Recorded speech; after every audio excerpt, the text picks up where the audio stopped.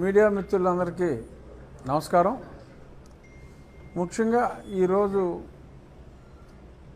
మన సమావేశం ఏర్పాటు చేసుకోవడానికి 2-3 కారణాలు ఉన్నాయి. ఒక కారణం టెంపుల్ ప్రోగ్రెస్, చిన్న చిన్న ఛానల్స్ అన్నీ కూడా వారి ఎఫినిటీని బట్టి ఏదో రకరకాలుగా మాట్లాడుతున్నారు. సో అది కొంత అంటే మాట్లాడే వారికి క్లారిఫికేషన్, ఎందుకంటే అవి పెద్దగా చూసేవారు ఎవరు లేరు. ఆ ఛానల్స్ అన్నీ 3,000, 5,000 అలాగే ఉన్నాయి వ్యూస్.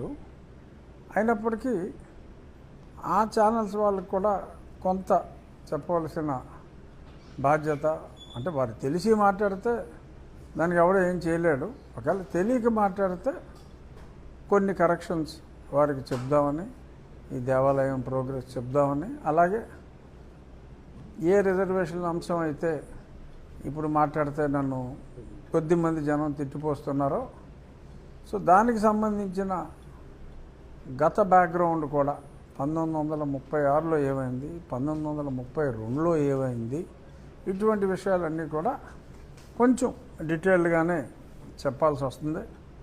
ఇదొక హిస్టరీ పాఠంలాగా కూడా ఉండొచ్చేమో, కొంచెం ఎలాబొరేట్గానే ఉంటుంది.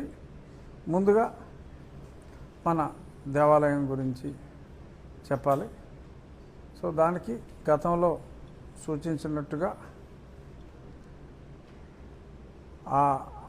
ఏ రాయి అయితే మనకి సూట్ అవుతుందో అది 2 కంపెనీల వారితో సంప్రదిస్తున్నాం. వారు కూడా మార్కెట్లో ఈరోజు ఉన్న రేటు కన్నా రీజనబుల్గానే, గుడి కార్యక్రమం కాబట్టి కొంత డిస్కౌంట్ కూడా ఇచ్చే అవకాశం ఉంది. అది సోమవారం నాడు మేము దానికి అడ్వాన్స్ ఇచ్చి ఆ రాళ్ళన్నీ కూడా మ్యానుఫ్యాక్చరింగ్ ఒక మంచి సైజు ప్రకారం స్టార్ట్ అవుతుంది. కొన్ని మంచి శిల్పచతురత ఉట్టిపడేవి, అవి ప్రత్యేకంగా వేరొక చోట వేరే శిల్పుల ద్వారా అవి కూడా చేయబడతాయి. గతంలో చూచాక చెప్పాను. సోమవారం నాడు వారికి అడ్వాన్స్ పే చేయటం, 3 నెలల కాలంలో, 3 నుంచి 3.5 నెలల కాలంలో అవి రెడీ అవుతాయి. పండితులు ముహూర్తం కూడా త్వరలో మే మాసంలో ఖరారు చేస్తారు శంకుస్థాపనకి. సో మేలో ప్రారంభించి, ఒకవేళ ప్రారంభం 15 రోజులు ఆలస్యమైనా అది ఎండింగ్ డేట్కి ఎటువంటి ఇబ్బంది కలుగజేయదు. ఎందుకంటే 3 నెలల వరకు మనకి ఆ రాయి తయారీ అవ్వటానికి సమయం పడుతుంది. ఆ తర్వాత 3 నుంచి 4 మాసాల్లో కంప్లీట్ నిర్మాణం పూర్తవుతుంది. ఈలోపు దేని చేస్తాం. 1 కోటి రూపాయలు భక్తుల విరాళాల ద్వారా సమకూర్చడం అయింది. ఇక నిర్విఘ్నంగా, చిన్న చిన్న విఘ్నాలు రావచ్చు, ఎందుకంటే ఏదో టీవీల్లో మాట్లాడే వారి గురించి ఇప్పుడు నేను మాట్లాడతాను. వారు మాట్లాడిన దానికి లైట్గా సమాధానం కూడా చెప్తాను. దేవాలయం వరకు విరాళం ఇచ్చిన భక్తులకి నేను చెప్పేది, వచ్చే వారం 0 డేట్ స్టార్ట్ అవుతుంది. ఆ తర్వాత క్వారీలో ప్రోగ్రెస్, దాన్ని కూడా వారానికి ఒకసారైనా నేను ప్రెస్ మీట్ ద్వారా ఖచ్చితంగా తెలియచేస్తాను. ఇక నన్ను తిట్టిపోసే వాళ్ళ గురించి వద్దాం. ఏదో ఒక ఛానల్లో దా అని పెద్దగా ఉండి, న్యూస్ అని చిన్నగా ఉంటుంది, మనకు కనపడేది దాయే, అంటే THE. సో అందులో మరొక ఆయన మాట్లాడుతూ ఇదేదో నేను కావాలని చేస్తున్నట్టుగా ఎందుకు ఇలా వారి పార్టీ ఈయన పట్ల ఇంత ఉదాసీనత వహిస్తుంది, వారి ఓట్లు ఈ పార్టీకి అక్కర్లేదా అని ఇలా ఏది మాట్లాడినా సరే ఓట్లని చూపెట్టి భయపెట్టి నా మీద మా పార్టీ అగ్రనాయకుల్ని ఏదో నాకు మా పార్టీ అగ్రనాయకత్వానికి ఒక గ్యాప్ క్రియేట్ అయ్యే విధంగా ఏమవుతుంది, ఏమీ కాదు. కానీ అయ్యే విధంగా వీరు మాట్లాడే మాటలు ఇవన్నీ చూస్తే చాలా ఏహ్యంగా నాకు అనిపించి మళ్ళీ చెప్తున్నా, ఆ బాటలోనే ఇంకొద్దిమంది ఆ ఛానల్స్ పేరు కూడా ఇవాళ ఉదయం నేను బయలుదేరే ముందు, ఇవాళ హైదరాబాద్ నుంచి వచ్చా, బయలుదేరే ముందు ఇంకో 2-3 ఛానల్స్లో కూడా డిబేట్స్ చూశాను. ఏదో డి న్యూస్ లాగా, డి న్యూస్ కాదు ఇంకేదో అక్షరంతో పి న్యూస్ ఏదో సంథింగ్ తో రకంగా ఎవరికి తోచింది వాడు చెప్తున్నారు. ఎవరో కొద్దిమంది అయినా ఆ మాటలో నమ్మే అవకాశం ఉందేమో అనే తలంపుతో గతంలో 1-2 సార్లు నేను చెప్పింది మళ్ళీ ఒకసారి క్లారిఫై చేసి ఈ రిజర్వేషన్స్ అన్న యాంగిల్ గురించి ఇంకొంచెం డీప్గానే ఎక్స్ప్లెయిన్ చేస్తా. సో ముందుగా అది రామాలయం అని, అది గుడి అని ఉంది. గుడి అంటే దానికి సడన్గా కొద్దిమంది చేరి అది గొంతేనమ్మ గుడి అని మాట్లాడారు. గతంలో చెప్పా, మళ్ళీ చెప్తున్నా, గొంతేనమ్మ దేవతకు గుడి అనేది ఎక్కడా లేదు. గొంతేనమ్మ దళితుల దేవత, మట్టి నంది ప్రతిమ అట్ల తద్ది రోజు చేసి గతంలో ఇప్పుడు కూడా చాలా చోట్ల దళిత వాడల్లో రామాలయం అనే కాన్సెప్ట్ ఎప్పటి నుంచో ఉంది. ఆ ప్రతిమని, ఆ మట్టితో చేసిన ఆ ప్రతిమని ఆ దేవాలయంలో ఆ రోజుకి ప్రతిష్ఠించి ముందు ఊరేగింపు చేసి ఎవరన్నా చందాలు ఇస్తే చందాలు తీసుకొని అక్కడ ప్రతిష్ఠించి పెట్టి మరుసటి రోజు నిమజ్జనం చేయటం అనేది.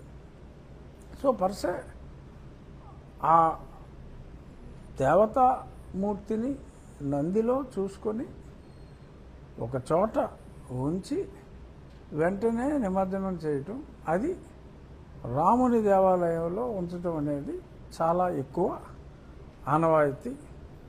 సో మళ్ళీ చెప్తున్నా, 1932 ఆర్ఎస్ఆర్లో గుడి అని ఉంది. ఆ దేవతకి గుడి అనే కాన్సెప్ట్ లేదు.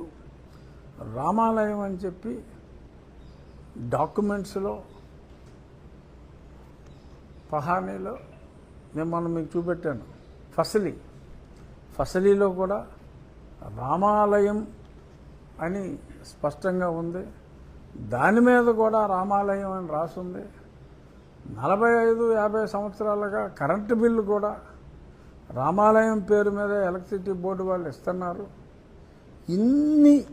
ఇన్ని వివరాలు ఉండగా మరి ఇంకా ఎవరో తెలియని వాళ్ళని మభ్యపెట్టాలి అని చెప్పి అది రామాలయమే కాదు అని ఎవరో దారిని పోయేవాడు ఆ రాముడి విగ్రహాలు అక్కడ పెట్టారని, సో ఈ రకంగా మాట్లాడుతున్నారు.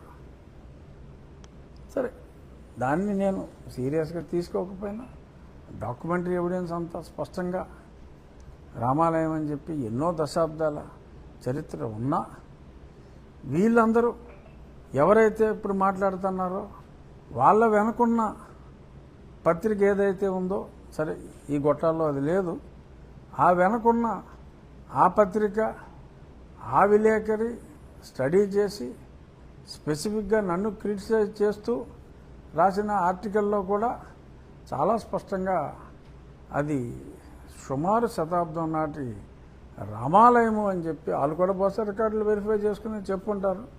సో చెప్పిన తర్వాత ఎవడో కోన్కిస్క గొట్టంగాళ్ళు నీళ్ళు కుమారులు ఎక్కడెక్కడి నుంచో వచ్చేసి ఆకివీడులో ఏముందో వాళ్ళకి ఏంటి సంబంధం?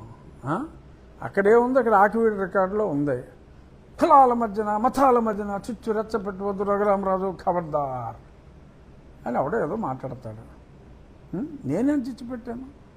ఏ చిచ్చులు ఉండకుండా ఉండాలి, మనం అందరం కలిసిమెలిసి ఉండాలి అని 4 మంచి మాటలు చెప్పాను. సో ఏదో వాళ్ళు నోటుకొచ్చినట్టు వాళ్ళు వాక్కుంటే దానికి నేను చేయగలిగేది ఏమీ లేదు. మళ్ళీ మళ్ళీ వాళ్ళకి ప్రతిసారి నేను సమాధానం చెప్పను. ఇప్పుడు మభ్య పెట్టాలని చూసే కొన్ని ఛానల్స్ వాళ్ళకి మీకు తెలియక చెప్తే వినండి, తెలిసి చెప్తే మీ కర్మ, అది మీ ఇష్టం. సో ఆ విని 3,000 5,000 మంది మోసపోతారు. నన్ను 4 మాటలు అనుకుంటారు. దానికి నేనేమీ పెద్దగా బాధపడను. ఇప్పుడు ఈ రిజర్వేషన్స్ గురించి నేనేదో నా వలన ఏదో రిజర్వేషన్స్ పాడైపోతాయి అన్నట్టుగా మాట్లాడుతున్నారు. ఇది గతంలో చెప్పాం, సుప్రీంకోర్టు చెప్పింది 1950 ఆర్డర్ ప్రకారం ఈ ఒకసారి మతం మారితే రిజర్వేషన్స్ వర్తించవు అని చెప్పారు. దానికి కూడా ఒక బేసిస్ ఏంటంటే 1936 ఏప్రిల్ 30వ తారీఖు లండన్, ఎక్కడ లండన్లో హిస్ మెజెస్టీ అప్పుడు ఉన్న king of England, his majesty in council, అక్కడ వెస్ట్మిన్స్టర్లో పాస్ అయిన ఆర్డర్ ఏప్రిల్ 30వ తారీఖు. దాని టైటిల్ వచ్చి ద గవర్నమెంట్ ఆఫ్ ఇండియా, అంటే బ్రిటిష్ దాంట్లో కూడా ఇక్కడ గవర్నమెంట్ ఆఫ్ ఇండియా అని అనేవారు. At Buckingham palace, the government of India schedule caste order 1936. ఇది ఎవరైనా సరే నెట్లో కూడా లోడ్ చేసుకోవచ్చు. ఇది నేను క్రియేట్ చేసింది కాదు, నేనేమీ అబద్ధాలు చెప్పట్లేదు. ఇది చాలా స్పష్టంగా 1936 అనగా 90 సంవత్సరాల క్రితం ఇంగ్లాండ్లో, మన దేశాన్ని అప్పట్లో బ్రిటిష్ వారు పరిపాలించేవారు కాబట్టి అప్పుడు కూడా భారతదేశంలో రిజర్వేషన్స్ అనేవి ఉన్నాయి.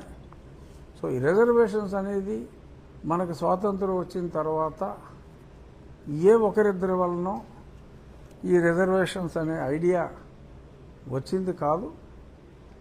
అంబేద్కర్ గారు అవిరళ కృషి చేశారు.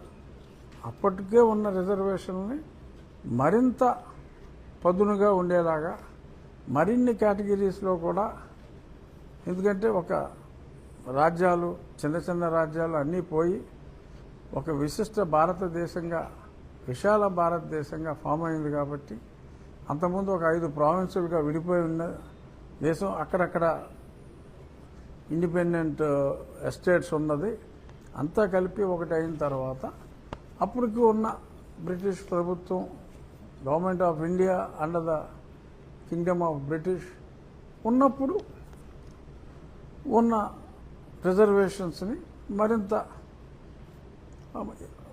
చేరువ చేసేలాగా ఆ drafting committee is headed by doctor BR Ambedkar garu. మొత్తం 22 కమిటీలు ఉన్నాయి. అందులో 8 కమిటీలు వెరీ ఇంపార్టెంట్ కమిటీస్. అందులో ఈ డ్రాఫ్టింగ్ కమిటీ ఒకటి. సో ఈ drafting committee is headed by doctor BR Ambedkar garu. అలాగే ఒక 4 కమిటీలని జవహర్లాల్ నెహ్రూ గారు హెడ్ చేశారు. సర్దార్ పటేల్ గారు ఫండమెంటల్ రైట్స్ సంబంధించి ఆయన చేశారు. బాబు రాజేంద్ర ప్రసాద్ గారు ఒక ఇంపార్టెంట్ కమిటీకి ఆయన హెడ్ చేశారు. అది అందరూ కలిసి ఈ విషయంలో హమారా ప్రసాద్ గారు అని చెప్పి ఆయన చాలా అద్భుతంగా గతంలో కూడా చాలా పాయింట్లు ఇప్పుడు ఆయన ఒక ప్రముఖ దళిత నాయకుడు. అమారా ప్రసాద్ గారు కూడా ఆయన వ్యూస్లో చాలాసార్లు తెలియజేశారు. ఇప్పుడు ఈ పర్టికులర్ ఆర్డర్లో అదొకసారి ఇవ్వండి చెప్తా. ఈ పర్టికులర్ ఆర్డర్లో చాలా స్పష్టంగా పేర్కొన్న అంశం ఏంటంటే, అప్పట్లో 1936కి ముందు డిప్రెస్డ్ క్లాసెస్ అని అనేవారు. ఇప్పుడు ఏదైతే 36లో ఈ షెడ్యూల్ క్యాస్ట్ అనే ఒక పదం వచ్చింది, ఏది ఆ ప్రావిన్సుల్లో మెడ్రాస్ ప్రావిన్స్లో ఏ కులాలు షెడ్యూల్ క్యాస్ట్ కింద వస్తాయి. ఆ మెడ్రాస్ ప్రావిన్స్లో ఆది ఆంధ్ర అనేది కూడా ఆల్ఫాబెటికల్ ఆర్డర్లో ఫస్ట్ వచ్చింది. ఆది ఆంధ్ర, ఇలా Bengal province, Punjab province, Bombay province, సిపిసిఐ అంటే సెంట్రల్ ప్రావిన్సెస్ అనేవారు. అందులో ఉత్తరప్రదేశ్, ఇప్పుడు మధ్యప్రదేశ్ ఇవన్నీ ఉన్నాయి. అప్పట్లో బెంగాల్ ప్రావిన్స్లో ఇప్పుడున్న బంగ్లాదేశు, బెంగాలు, పార్ట్ ఆఫ్ బీహారు, అలాగే part of the upper part of Orissa అందులో ఉండేది. కొంత మెడ్రాస్ ప్రావిన్స్లో ఉండేది, బరంపురం, కోరాపుట్టు, ఇప్పుడు మన తెలుగు ఎక్కువగా మాట్లాడేవారు. ఇదంతా కూడా మన మెడ్రాస్ ప్రావిన్స్లోనే ఒక పార్ట్గా ఉండేది. సో ఏ ప్రావిన్స్లో ఏ కులాలు ఈ డిప్రెస్డ్ క్లాసెస్గా ఉన్నాయో అది ఒక షెడ్యూల్లో పెట్టి షెడ్యూల్ కాస్ట్ అనే నామకరణం 36లో పెట్టడం జరిగింది. సో అప్పుడు స్పష్టంగా బ్రిటిష్ అంటే దే ఫాలో ఏం రిలీజియన్ పజిల్. బ్రిటిష్ వారి మతం ఏమిటి? క్రిస్టియన్ మతం. సో డెఫినెట్గా వారి మతం వాళ్ళకి ప్రచారం చేసుకోవాలని ఉంటుంది కదా నార్మల్గా. అయినప్పటికీ బ్రిటిష్ వారు పరిపాలనలో ఉన్నప్పటికీ కూడా వాళ్ళు ఏమని ఇచ్చారంటే ఆర్డర్లో, notwithstanding anything in this last preceding paragraph, no Indian Christian shall be deemed to be a member of a schedule cost.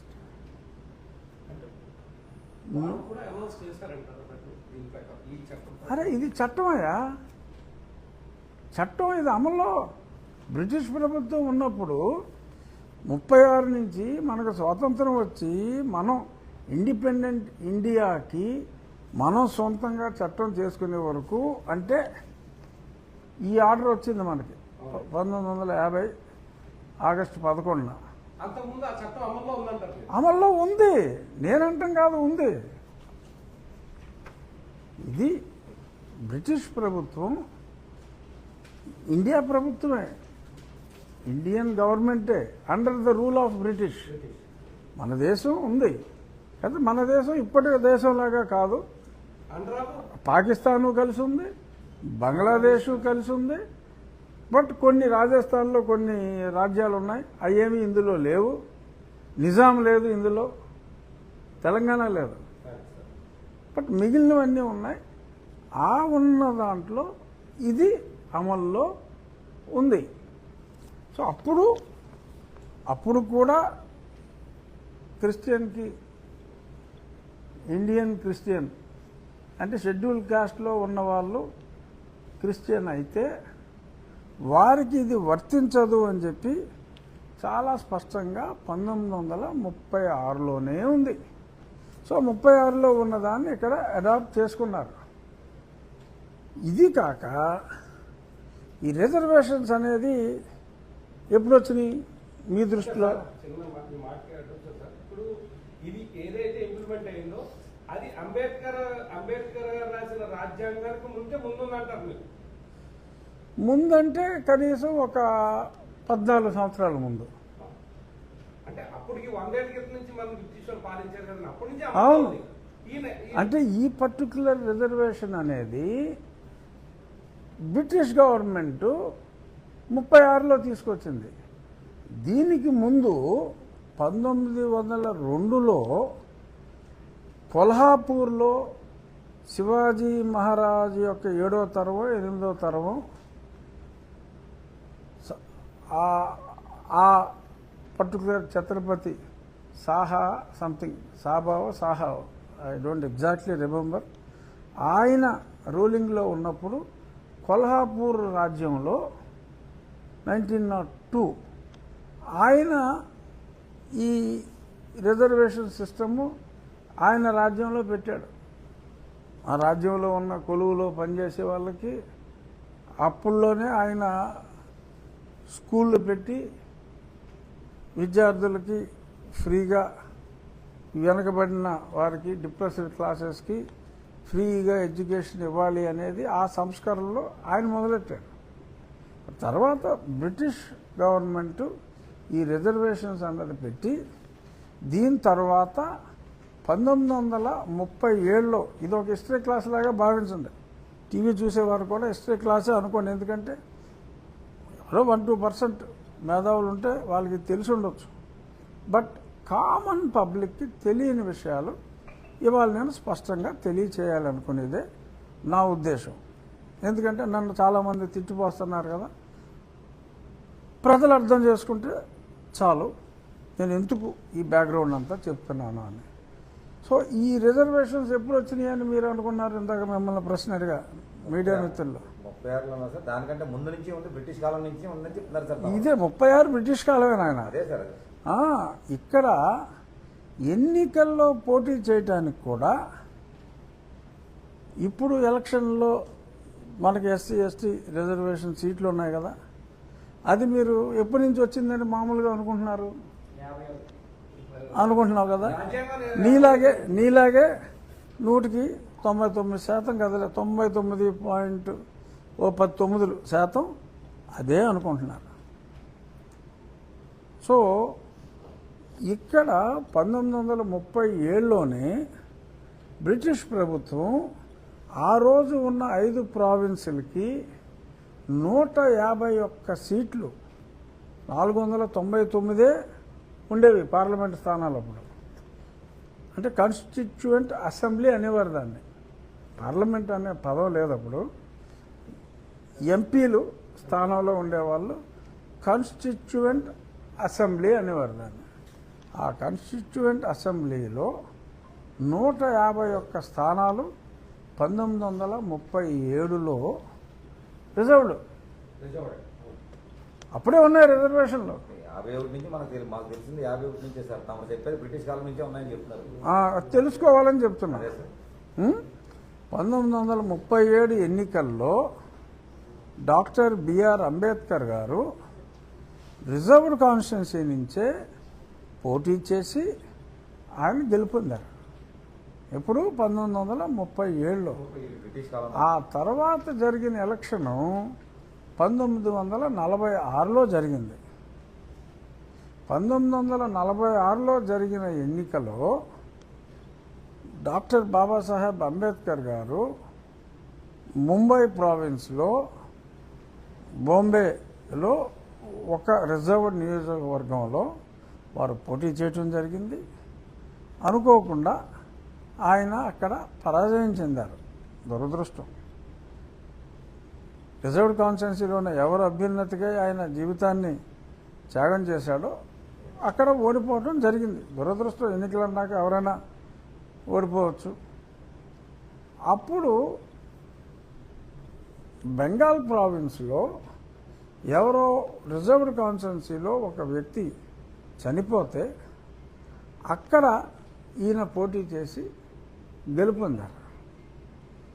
ఆ తర్వాత 47 తర్వాత పాకిస్తాన్లో ఈ ఈస్ట్ బెంగాల్ భాగం అయిపోయింది. తర్వాత బంగ్లాదేశ్ అయింది, అది వేరే విషయం. 47లో అందులోకి వెళ్ళిపోయిన తర్వాత అది రద్దయిపోయింది. అది రద్దయిపోయినప్పుడు ఈయన మళ్ళీ అనుకోకుండా మళ్ళీ మహారాష్ట్రలో ఒక స్థానం ఖాళీ అయితే మళ్ళీ ఈ స్థానానికి వచ్చి ఆయన గెలుపొందారు. ఆ తర్వాత మళ్ళీ 52లో మనకి దేశం ఫామ్ అయ్యాక మొదటిసారి ఎలక్షన్లు అయినాయి. ఆ మొదటిసారి ఎలక్షన్లో మళ్ళీ దురదృష్టవశాత్తు మళ్ళీ ఆయన ఏదో ఓడిపోవడం జరిగింది. ఇక్కడ పాయింట్ ఆయన ఎన్నిసార్లు నెగ్గారు ఓడిపోతారు అనేది కానే కాదు. నేను చెప్పాలనుకున్నది ఆ టైంలోనే రిజర్వేషన్స్ ఎంపీ ఎలక్షన్స్లో కాన్స్టిట్యూయెంట్ అసెంబ్లీ అన్నప్పుడు ఉంది. ఆ తరువాత 52 నుంచి రిజర్వ్డ్ కాన్స్టిట్యున్సీస్ అందులోనే 50 దాంట్లోనే రూపొందించారు. 100 దాంట్లో అప్పుడు ఈ రిజర్వ్డ్ కాన్స్టిట్యున్సీస్ ఆల్మోస్ట్ ఇప్పుడు మనకంతా 134 136 మధ్యన ఉన్నాయి. ఇండిపెండెంట్ ఇండియా వచ్చిన తర్వాత దానికి ఏదో బేసిస్లో అది చేశారు. సరే, దీనికి 37 ఎలక్షన్కి ముందు అసలు రిజర్వ్డ్ కాన్స్టిట్యున్సీస్ పెట్టాలి అన్న ఆలోచన వచ్చినప్పుడు చాలా చర్చ జరిగింది. ఎవరు ఓటేయాలి? ఇప్పుడు మనకి రిజర్వ్డ్ కాన్స్టిట్యున్సీలో అందరూ ఓట్లేస్తారు కదా, క్యాండిడేట్స్ అయితే వారే, కానీ అందరూ ఓట్లేస్తాం. అప్పుడు ప్రపోజల్ ఏమని పెట్టారంటే ఓన్లీ రిజర్వ్డ్ కాన్స్టిట్యున్సీల్లో ఎవరికైతే రిజర్వేషన్కి అర్హత ఉందో వారే ఓటు వేయాలి. అంటే షెడ్యూల్ క్యాస్ట్ వారే షెడ్యూల్ క్యాస్ట్ అభ్యర్థికి వారి కోసం ఉంచబడ్డ నియోజకవర్గంలో వారే ఓటేయాలి. మిగిలిన ప్రజలకి అక్కడ ఓటు హక్కు ఉండకూడదు అని ఈయన అంబేద్కర్ గారు ప్రపోజ్ చేశారు. ప్రపోజ్ చేసినప్పుడు మహాత్మా గాంధీ గారు అబ్జెక్ట్ చేశారు. ఎందుకు మహాత్మా గాంధీ గారు అబ్జెక్ట్ చేశారంటే, మా హిందువుల్లో మళ్ళీ మీరు ఇది ఒక వైషమ్యానికి దారితీస్తుంది.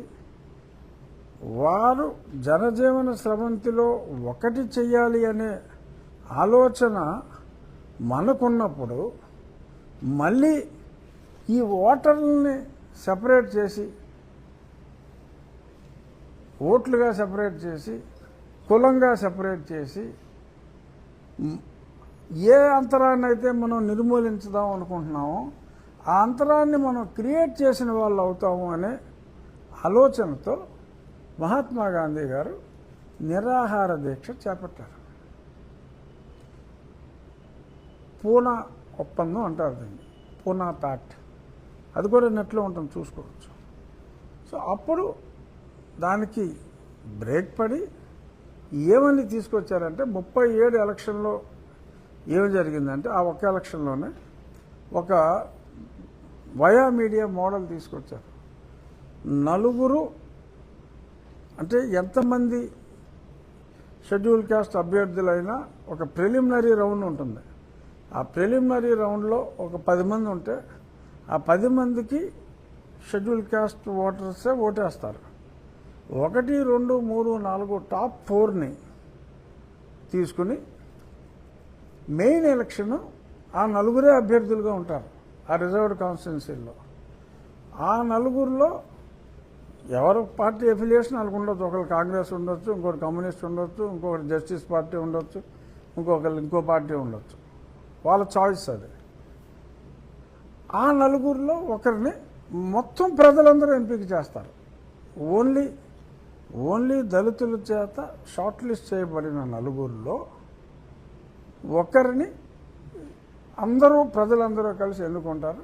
బట్ ఆ తర్వాత దానికి కూడా అది కూడా సమంజసం కాదు. మనం ఇప్పుడు ఏ సిస్టమ్ అయితే మనం ఫాలో అవుతున్నామో అందరూ ఓట్లేస్తారు, క్యాండిడేట్ వాళ్ళే ఉంటారు కాబట్టి వాళ్ళలో మంచోడిని ప్రజలే అందరూ కూడా నిర్ణయం చేసుకుంటారని చెప్పి దాన్ని మార్చడం జరిగింది. సో ఇక్కడ స్పష్టంగా చెప్పాలనుకున్నది ఏంటంటే,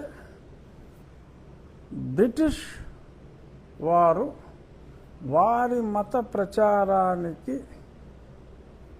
మనం కన్వర్ట్ చేసి బలవంతంగా ఇది చెయ్యాలి అనే ఉద్దేశం వారికి లేదు. వారి ఆలోచన ఎప్పుడూ కూడా సమాజానికి సేవ ద్వారా ఎవరైనా మనసు మారి ఈ మతం స్వీకరిస్తే ఓకే ఫైన్, అంతే తప్ప మేము చిన్నప్పుడు చదువుకున్న స్కూల్స్ క్రిస్టియన్ స్కూల్స్లో చదువుకున్నానని చెప్పా చాలాసార్లు. మీలో కూడా చాలామంది ఆకివీళ్ళలో హాస్పిటల్కి వెళ్ళి ఉంటారు, క్రిస్టియన్ స్కూల్స్లో చదువుకుని ఉంటారు. సో ఎప్పుడైనా మతం మారమని చెప్పి నీ తల్లిదండ్రులకు కానీ నీకు కానీ చెప్పారా స్కూల్లో? ఎప్పుడూ లేదు. వాళ్ళకి ఆ సిస్టమే లేదు. కులం గొడవ లేదు, ఎవరికి తెలియదు. నాకు యూనివర్సిటీకి వెళ్ళేదాకా అసలు కులం అంటే ఏంటో ఐడియా కూడా లేదు. అలాగే పెరిగాం అందరూ కలిసిమెలిసే పెరిగాం, అన్ని కులాల వారు కలిసిమెలిసే పెరిగాం. ఈ అంతరాలు సబ్సిక్వెంట్గా వచ్చినాయి. ఇక మీడియాలో ప్రతి వాళ్ళు మాట్లాడే మాట ఏంటంటే ఆర్టికల్ 25 ప్రకారం నీకు మతం మారే స్వేచ్ఛ ఉన్నప్పుడు ఈ రకంగా రిస్ట్రిక్షన్ పెడతాం న్యాయమా, ఇది తప్పు, ఇది తీసేయాలి అని మాట్లాడుతున్నారు. ఏ క్షణంలో అయితే ఇది వచ్చిందో ఆ క్షణంలోనే అది కూడా చెప్పడం జరిగింది. బ్రిటిష్ వాళ్ళు అది చట్టం తీసుకొచ్చినప్పుడు కూడా దానికి ఒక క్లారిఫికేషన్ కూడా ఇచ్చారు. ఎందుకంటే ఈ క్రిస్టియానిటీలో ఈ కుల వ్యవస్థ అనేదే లేదు. కుల వ్యవస్థే లేని క్రిస్టియానిటీలో మళ్ళీ ఈ కులం రిజర్వేషన్ అనేది కంటిన్యూ చేయటం భావ్యం కాదు అని కూడా అందులో ఆ నోట్స్లో చాలా స్పష్టంగా తెలియజేశారు. నేను కూడా ఎన్నోసార్లు చెప్పా, కులమే లేని ఒక అభ్యుదయ మతాన్ని మీరు ఎంపిక చేసుకొని మరి అందులో మళ్ళీ నేను ఏ వెనకబాటుతనం అయితే నన్ను అవహేళన చేశారో ఆ వ్యవస్థనే నేను అందులోకి తీసుకెళ్తాను అంటే ఆ మతం ఒప్పుకోదు ముందు. అందుకే బ్రిటిష్ వాడు ఒప్పుకోలేదు. ఆయన మత ప్రచారం ఆయన చేసుకుంటాడు కదా. అతని దగ్గర సూపర్ రూల్ ఉన్నప్పుడు, ఎవరినైనా ఓవర్ రూల్ చేసే శక్తి ఉన్నప్పుడు ఎందుకు చేయలేదు? ఆసక్తి లేదు. శక్తి ఉంది, ఆసక్తి లేదు. అది కరెక్ట్ కాదని అతను భావించబట్టి బ్రిటిష్ వాడు ఆ రకంగా దాన్ని చేయలేదు. ఇప్పుడు ఆర్టికల్ 25లో నీ మతం ఏది కావాలో నువ్వు ఎంపిక చేసుకునే స్వేచ్ఛ ఉంది. కానీ నీకు ఎవరినైనా సరే అది ఇంట్లోకి వెళ్ళిపోయి బలవంతంగా ఇది మారిపోతే నీకు ఇదిరా బెనిఫిట్, ఇది మారిపోతే నీకు ఎదురా బెనిఫిట్ అని చెప్పి బలవంతంగా మతం మార్చే స్వేచ్ఛ రాజ్యాంగం ఇవ్వలా. నీకు కావాల్సిన దాన్ని నీ చాయిస్ ప్రకారం నువ్వు ఎంపిక చేసుకోవచ్చు అన్నారు తప్ప నువ్వు నీ మతం గురించి బంబాట్ చేసేసి అని ఏదో రకంగా కన్విన్స్ కావాలంటే చేసేసుకోరా అనే స్వాతంత్రం ఇవ్వలేదు. అయినప్పటికీ అది మిస్యూజ్ అయితే అలా బలవంతపు మార్పిడికి అంత స్పష్టంగా అక్కడ లేదు. కాబట్టి ఒక 11-12 రాష్ట్రాల్లో స్పష్టంగా బలవంతపు మత మార్పిడిని రుద్దటానికి వీల్లేదు అని చెప్పి కొన్ని రూల్స్ పెట్టుకున్నారు. అది మనం పెట్టుకోలేదా అనేది ప్రస్తుతానికి అప్రస్తుతం. బట్ నీకు నీ మతాన్ని ఎంచుకునే స్వేచ్ఛ ఉందో తప్ప ఇన్ఫ్యూజ్ చేయటం ఆ స్వేచ్ఛ నీకు రాజ్యాంగంలో ఇవ్వలేదు. ఇంకొకటి దీని గురించి చెప్పినప్పుడు ఇది అన్యాయం అంటున్నారు. అది చెప్పినప్పుడే ఇది చెప్పారు. చెప్పినప్పుడు అదే ఈ మతంలో కూడా నువ్వు కావాలనుకుంటున్నప్పుడు, ఇదే కులం నీకు ఈ మతంలో కూడా కావాలనుకుంటున్నప్పుడు మరి ఇంకా నీకు దీన్ని తప్పు పెట్టే అవసరం ఎందుకు వచ్చింది?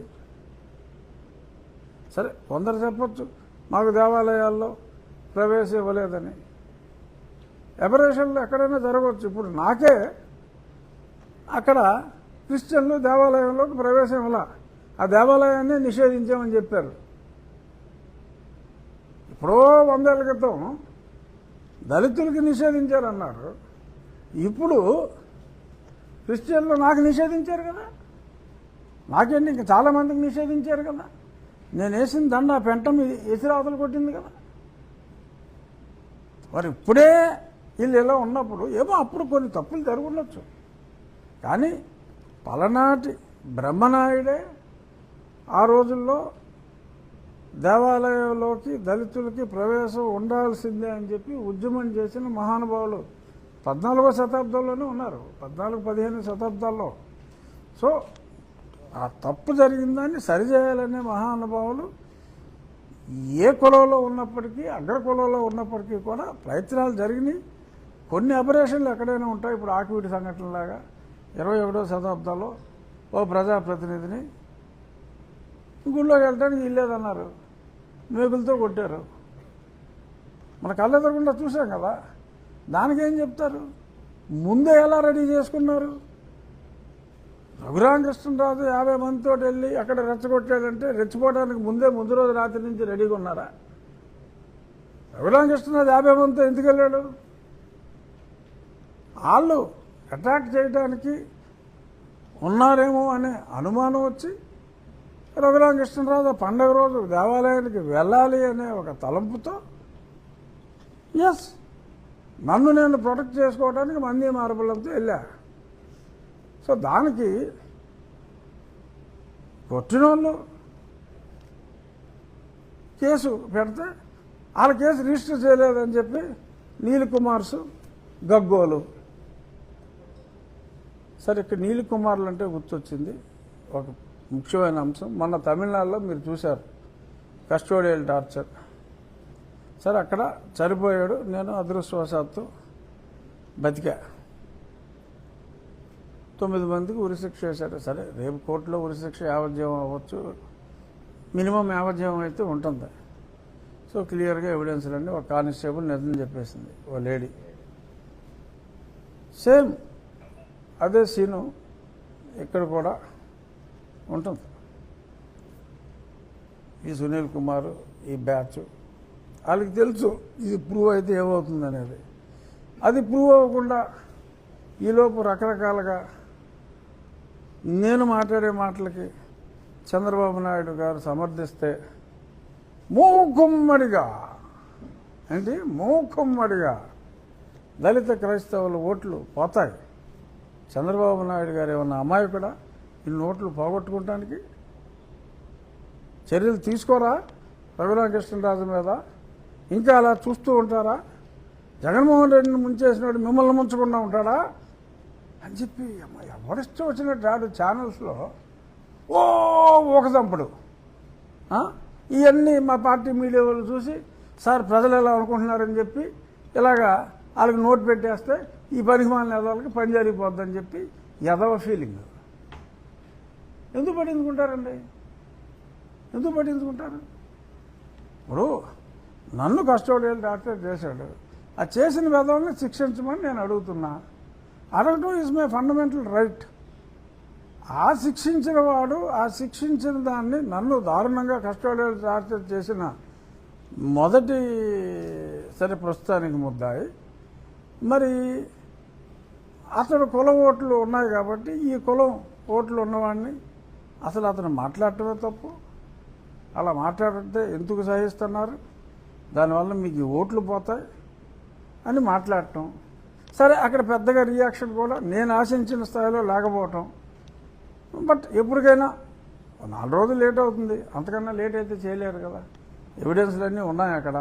సో ఆ భయంతో ఇక్కడ ఏదో హింసాత్మక సంఘటన క్రియేట్ చేసి నన్ను ఏదో చేయాలని ఆ నీల్ కుమార్కి తోడు ఇంకొక నీల్ కుమారు లేస్తే మనిషిని కదా, లేకపోతే నేను వస్తే వారు వన్ సైడ్, ఇంకోడేమో నన్ను రానవట్లేదు అంటాడు రాజమండ్రి నుంచి, ఇంకొకడేమో ఏదో మాట్లాడతాడు ఆర్డీఓ నుంచి, ఏదో మొత్తం మీద ఐఏఎస్ అయ్యాడు, ఏదో పోస్ట్ చేశాడు, ఏదో పెద్ద సూపర్ ఏదో చీఫ్ సెక్రటరీ చేసి రిటైర్ అయిన రేంజ్లో ఒకడు మాట్లాడతాడు, ఏదేదో మాట్లాడతాడు, వార్నింగ్లు ఇస్తారు.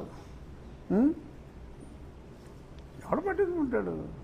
ఫింగర్ వార్నింగ్లు ఎందుకు ఇస్తాడో తెలియదు. ఇవన్నీ పూర్వం అయితే, ఇప్పుడు వాళ్ళు ఎవరికి పెద్దగా పోటీ చేసే అర్హత కూడా ఉండదు. ఎందుకంటే if you are professing Christianity, if you had earlier professed Christianity, పోటీ చేసే అర్హత కూడా ఉండదు. వీళ్ళందరూ పైగా దళిత క్రైస్తవుల హక్కుల కోసం దారుణంగా పోరాడేస్తున్నారు. సో వాళ్ళకి అంటే రిజర్వ్డ్ సీట్లో పోటీ చేయడానికి లేదు, ఉండొచ్చి నా మీద పోటీ చేయొచ్చు, అత్యద్భుతంగా ఓట్లు తెచ్చుకోవచ్చు, ఎక్కడికైనా వెళ్ళి పోటీ చేయొచ్చు కదా. శ్రావణ్ కుమార్ గారు ఆల్రెడీ రికార్డ్ బ్రేక్ చేశారు, 71 కోట్లు వచ్చినాయి తాటికొండలో. వీళ్ళు బెదిరించేయటం, మేము అంతా వ్యతిరేకంగా ఓట్లు వేస్తే చంద్రబాబు నాయుడు గారు ఏమైపోతారు, తెలుగుదేశం పార్టీ ఏమైపోద్ది, ఇటువంటి రఘురామకృష్ణరాజు లాంటి ఇటువంటి వ్యక్తిని పార్టీలో ఉంచుకుంటారా అని చెప్పి మాట్లాడతాను. నేనేం మాట్లాడానా? మీడియా మిత్రులు మీరు ఉన్నారు, రాజ్యాంగంలో ఉన్నది మాట్లాడా. నాకు నచ్చిన దేవుణ్ణి నేను పూజించుకోవచ్చు అని రాజ్యాంగంలో ఏ ఆర్టికల్ 25 ప్రకారం ఉందో దాని ప్రకారమే నేను ఆ గుడికి వెళ్దాం అనుకున్నాను. నువ్వు రావడానికి వీల్లేదంటాడేంటి? అక్కడ విగ్రహం ఉంది, నువ్వు దండేయడానికి వీల్లేదంటుందండి పెంటమ్మా. వీళ్ళు కొట్టేస్తానికి వస్తే కొట్టి చేసుకోవాలా? ఇది ఎక్కడ న్యాయం? మళ్ళీ దానికి మళ్ళీ రాజకీయానికి ముడిపెట్టి చంద్రబాబు నాయుడు గారు చూసారా సార్, ఈయన తీసేయాలి సార్. సార్ ఇప్పుడు హిందూ మాల కింద మీకు ఓట్లు వేద్దామన్నారా, క్రిస్టియన్స్ కింద ఓట్లు వేద్దామన్నారా? ఏమో, నాకు వాళ్ళందరూ ప్రమాణం చేసుకుని జీసస్ క్రైస్ట్ మీదే చేసుకుంటారేమో. మరి జీసస్ క్రైస్ట్ మీద ప్రమాణం చేసుకుని, ప్రభువా ఓ ప్రభువా నిన్ను నమ్ముకున్న మేము ఈ పాపాత్ముడుకు ఓటు వేయను అని అందరి చేత ప్రమాణం చేస్తే చేయించవచ్చు. బట్ యేసుక్రీస్తుకి తెలుసు కదా నేను పాపాత్ముడిని కాదు అని. వీళ్ళు తెలుసుకోలేకపోయినంత మాత్రాన నాకేమీ ఫరక్ పడదు. దేవుడు ఎవడైనా దేవుడే. అంతరాత్మ ఉన్న వ్యక్తులకి తెలుస్తుంది, పరమాత్మ అని మనం భావించే దేవుడికి కూడా. నేను దేనికి వ్యతిరేకం, దేనికి అనుకూలం, నేను ఏ మతానికి వ్యతిరేకం కాదు కాదు కాదు. నేను రాజ్యాంగంలో మనం ఈరోజు రాసుకున్న దాన్ని మనం ఫాలో అవ్వాలి. ఇంకొక ప్రబుద్ధుడు అన్నాడు ఒక టీవీ ఛానల్లో, ఏంటంటేనంట, నేను క్రిస్టియన్ అని అతను ధృవీకరిస్తేనే అతను క్రిస్టియన్ అట. ఓ పక్కన చర్చికి వెళ్తా, రోజు చర్చికి వెళ్తా, వారం చర్చిలో ఏదో దశంభాగం ఏదో భాగవాళ్ళు ఇచ్చుకుంటా, తల్లిదండ్రుల సమాధులు క్రిస్టియన్ సమాధుల్లో కట్టుకుంటూ నేను క్రైస్తవుడను అని సర్టిఫికేట్ ఇస్తేనే వాడు క్రైస్తవుడు అని ఇది కూడా రాజ్యాంగంలో ఉందని చెప్పి ఓ తెంగరాతో చెప్పాడు. ఇవన్నీ ఏంటంటే నమ్మిన వాళ్ళు దొరికేస్తారు. సో నేను రాజ్యాంగంలో ఉన్నది ఇది, 1936లో ఉన్నది ఇది, దానికి ముందు రిజర్వేషన్లు అప్పుడు జరిగింది ఇది.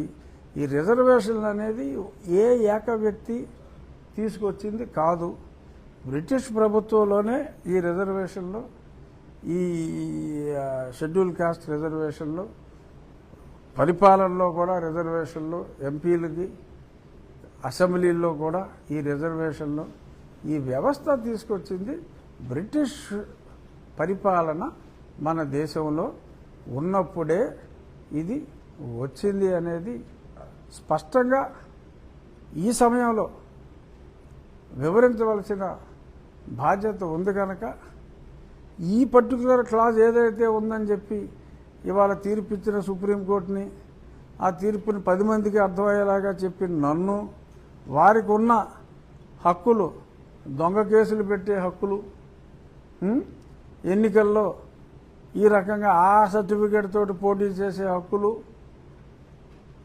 ఆ పర్టికులర్ జీవో ద్వారా ఏదైతే సంక్రమించినాయి అనుకుంటున్నారో అవి సంక్రమించవు అని చెప్పినందుకు నన్ను అదే పనిగా తెచ్చిపోస్తున్న వారికి, ఏమో వీరు చెప్తున్న మాటల్లో ఏదైనా నిజం ఉందేమో అని చెప్పి అనుమానిస్తున్న వారికి ఒక సింపుల్ క్లారిఫికేషన్ ఇవ్వటం, అలాగే దేవాలయం ప్రోగ్రెస్ ఇది ఎవడ ఆపినా ఊరికైనా వచ్చి సింపేస్తాం రక్కేస్తాం అని చెప్పినా బట్ నా మనం ఏంటంటే మీరు ఊరికేనే గొడవలు క్రియేట్ చేసి మరీ ప్రజల దృష్టిలో చులకన అవ్వద్దు.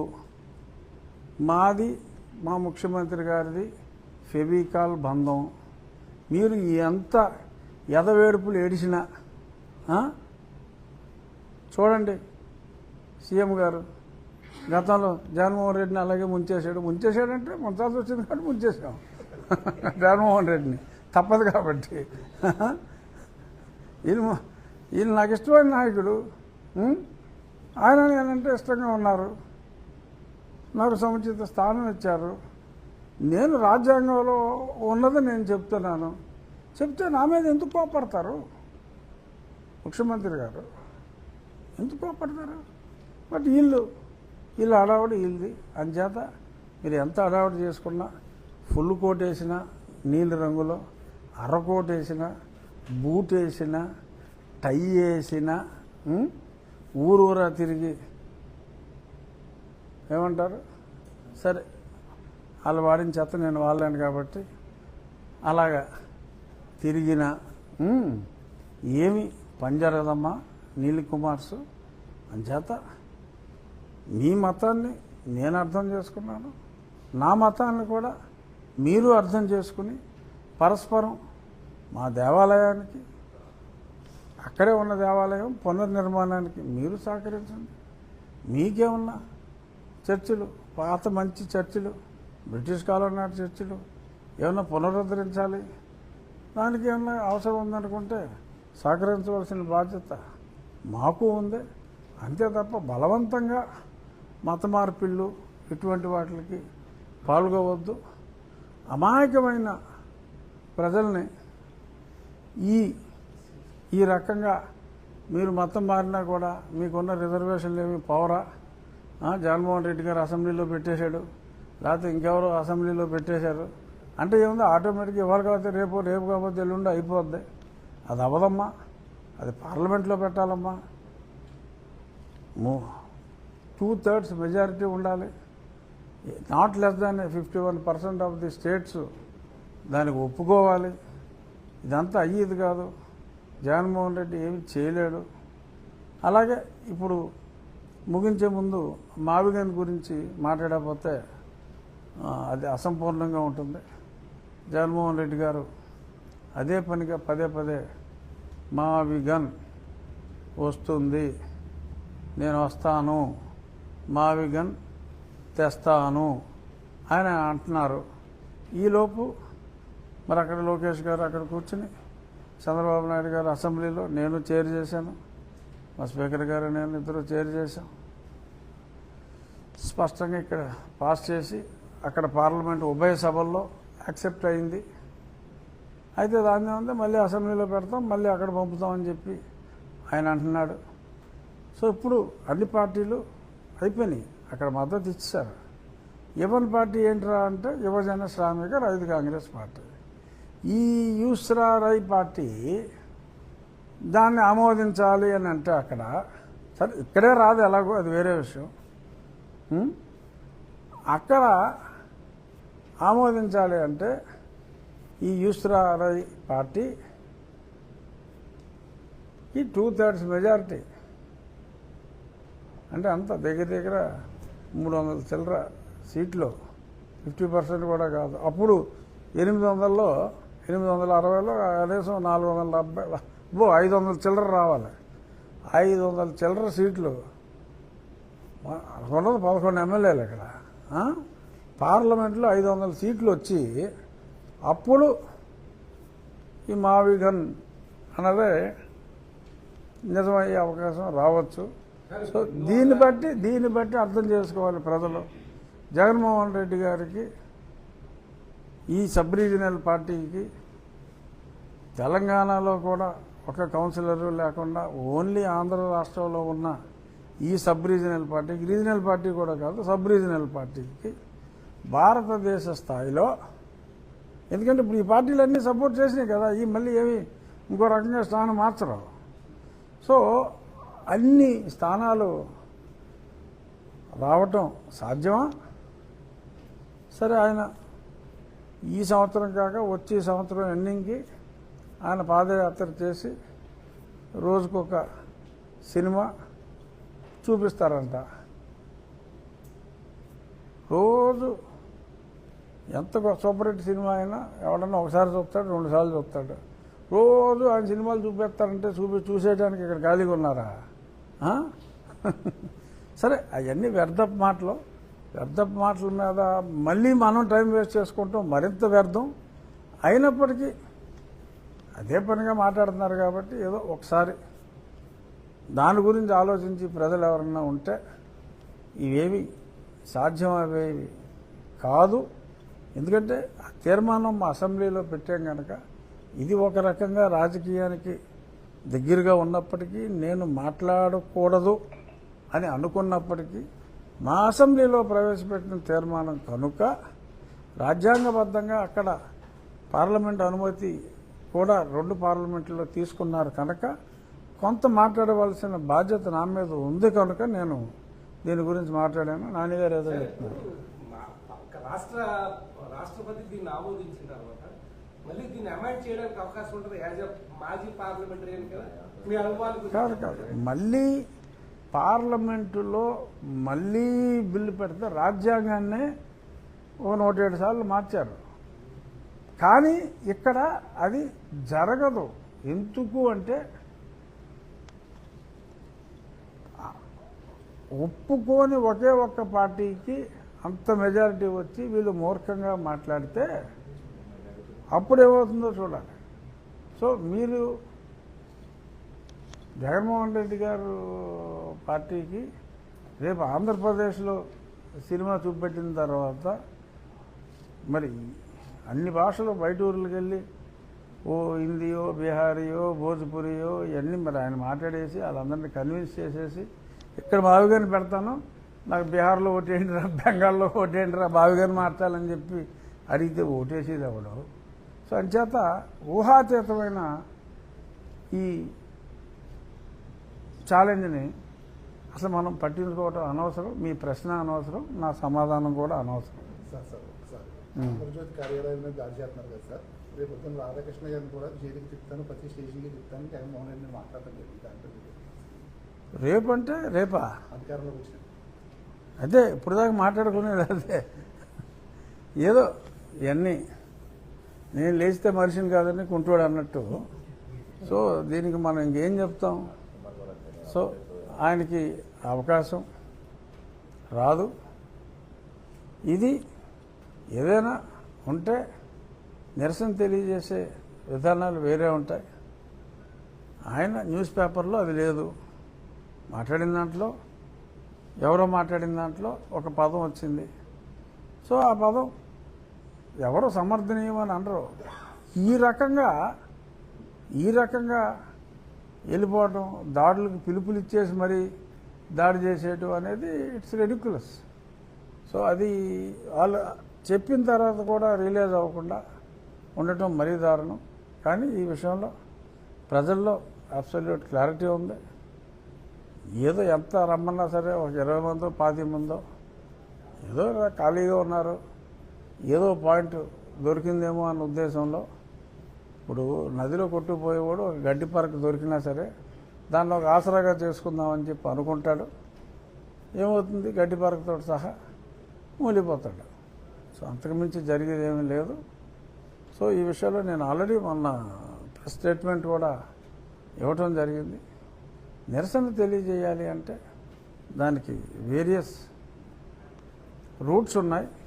ఈ రకంగా దాడులు చేయటం అనేది నిరసనలో ఒక భాగం అని గతంలో కూడా భావించి తెలుగుదేశం పార్టీ ఆఫీసుల మీద కూడా దాడి చేసినందువల్ల వైనాట్ ఆ నెంబరల్లా అది.